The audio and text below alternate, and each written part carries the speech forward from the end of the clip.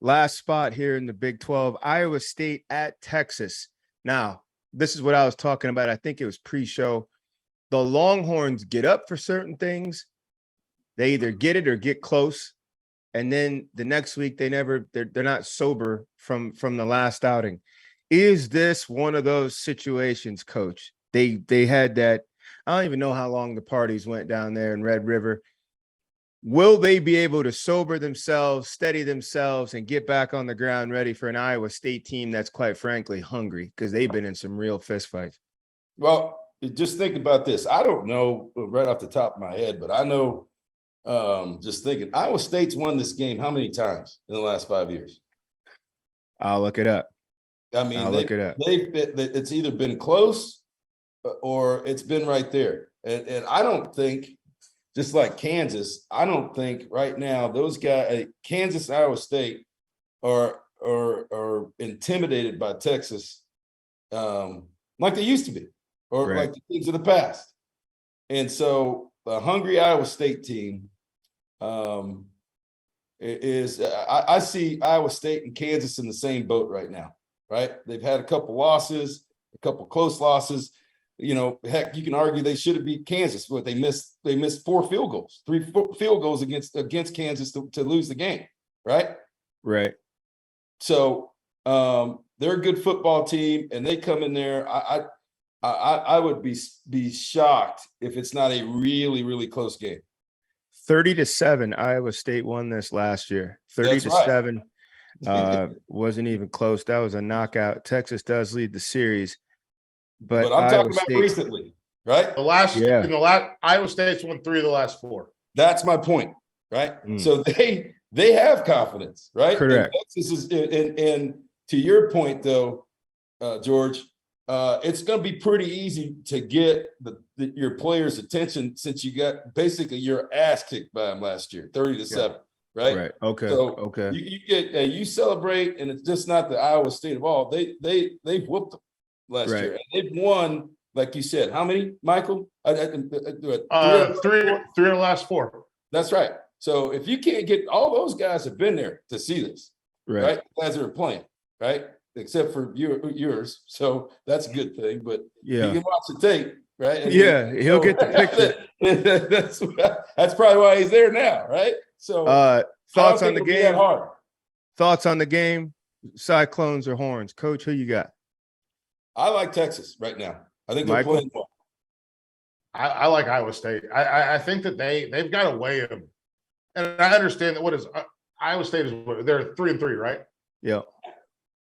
They have this way of massaging a football game. I know they've lost 3 in a row, and they need to win. And we can talk all that talk we want about Texas coming off of the Red River rivalry game and trying to get back into this game and the whole deal. Iowa State needs to win in a big way. Matt Campbell needs to win in a big way. They need a win. And this win means more probably for them than it does for Texas, because they've got to win a football game because they're 3-3.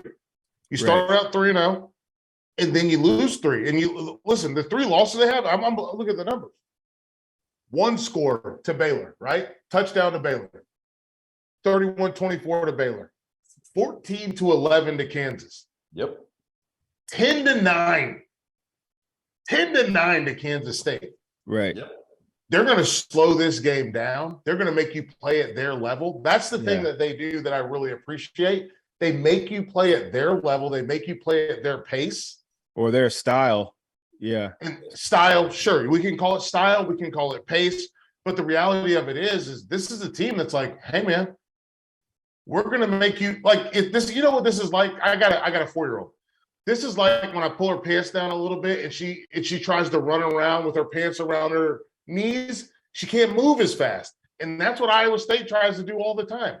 They just want you can't move as fast. It's like playing in quicksand. That's what they try to do. And I love it. So don't try to run around Michael Felder without your pants at full set. Felder's taking the Cyclones. Coach is taking Texas. Yeah. I'm also taking the Cyclones. I think Iowa State comes in here just more desperate. But it would be great to see Coach Sark keep doing this thing down here in Texas. All right, we got the Big 12 wrap. George, I want to ask you, how do you feel about Ewers? You're the QB guru here. Just like you said, you didn't think you knew Michigan and Penn State, and I've been around Quinn a lot, love him as a kid. I don't know that he wears a cape.